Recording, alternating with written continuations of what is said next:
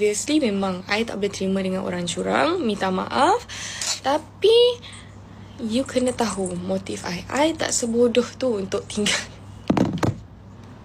Tak budak ni pernah bekerja dengan HTC.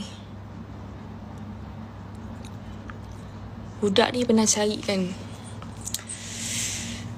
Tak nak cerita lebih-lebih. Tapi faham je lah. Kalau kau masuk live aku ni, kau tolong ceritakan budak umur 16, budak umur 17 yang kau cari.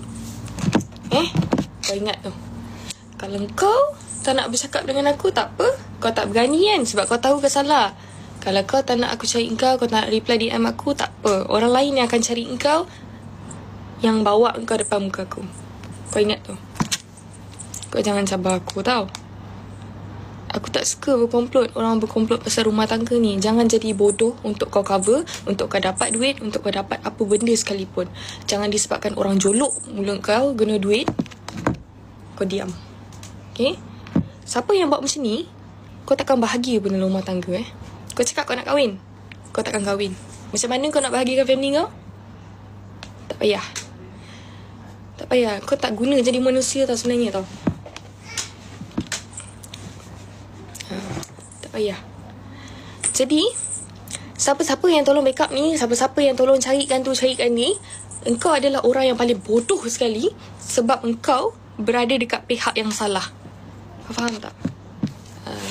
Tak gunalah engkau post video-video yang macam tu, sedangkan engkau dah tahu orang tu salah. Faham tak? Engkau menegakkan benang yang basah, yang sampai basah tak boleh nak kering. Kau faham?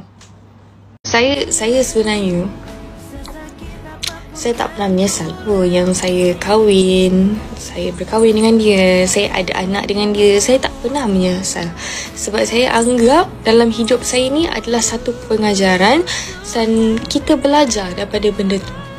Satu pelajaran lah dalam hidup. Betul tak? Memanglah jodoh apa semua. Tapi kalau dah jodoh nak macam mana juga kan? Saya terima aja. Masih bergelar isteri, yes. Saya masih bergelar isteri. Saya tak ada nafikan yang saya ni dah jadi J ataupun apa-apa sekalipun. Saya masih bergelar isteri. Saya ni dah nama pun jodoh. Saya tak pernah menyesal pun kahwin dengan dia. Saya tak pernah menyesal. Saya tak pernah menyesal ada anak. Kadang-kadang bila jahat ni, kita rasa sakit hati. Ada jugalah keluar menyesalnya. Tapi lama-lama saya tak ada pun rasa menyesal. Saya bersyukur kahwin dengan dia. Saya bersyukur dengan kahwin dengan dia. Kasih sayang saya tak pernah fake lah orang kata. Tak pernah fake. Layanan saya dekat dia, terhadap dia, tak pernah fake. Saya tak tahulah. Saya tak tahu apa yang tak cukup. Saya tak tahulah. Mungkin saya dah beranak-anak sama badan lain kot. Tapi okeynya makin cantik je. Tak tahulah. Mungkin time saya mengandung, hidung saya besar orang kata. Saya tak bersiap, saya malas. Lepas tu lagi lah. Lain lah kot. Lain lah kot lah. Macam tu lah.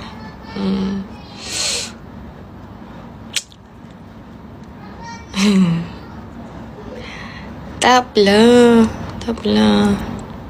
Okey je. Tak adalah, kadang-kadang kan kita kan rasa macam kalau kita kena ni, kita rasa apa? Mungkin kita akan rasa kita ni tak cukup. Apa lagi yang tak cukup? Tak cukup jadi gatal ke? Tak cukup jadi yang terbaik ke? Faham tak? Dia macam tahulah.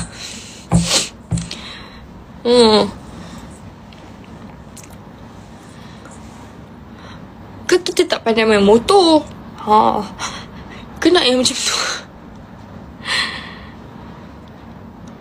Jadi macam kita pelik lah, apa lagi yang tak cukup. Kita dah melahirkan anak dia, dah jadi mak untuk anak dia. Macam tu lah. Tak boleh lah. Janganlah bagi kita nangis. Boleh tak? Sekarang sayang tu semua dah hilang. Banyak kecewa je dalam hati ni. Tak tahu nak ungkapkan macam mana. Mungkin orang lain pernah nampak saya depan-depan. Mungkin orang lain yang terdekat, orang yang betul-betul boleh nilai yang saya ni betul-betul hargai dia ke gitulah.